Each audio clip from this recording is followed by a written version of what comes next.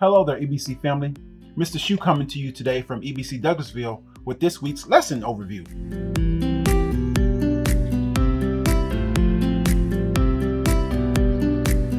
Today, we will discuss how God's promises are woven into history. Have you ever done any knitting yourself? Or have you thought about how those woven blankets are made? I often don't think about things like that until I get a little cold and want to look for a blanket to give me some warmth. Like these cool nights that we're starting to have now.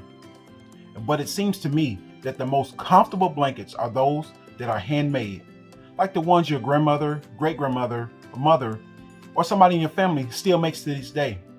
It gives me a sense of comfort and provides me with the warmth that I desire at the time.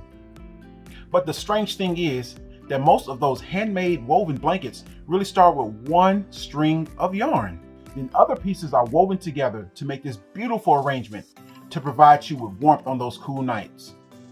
Our lesson today tells us how God's promises have been woven throughout history to provide us with a warmth that His word brings and only His word can bring.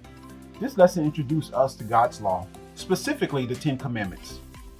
It's common for believers to see God's commands as just a set of rules, so we might end up either disregarding the law completely or just following it mindlessly.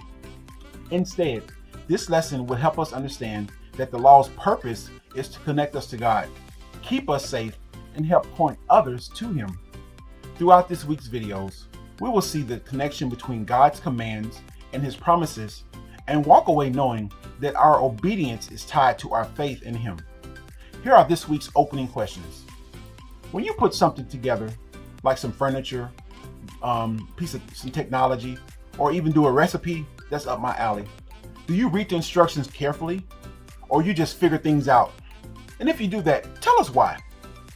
And then also, why do so many people dislike rules and rule books? We look forward to reading your comments and your answers to these questions. You guys have a great day. Mr. Shu out.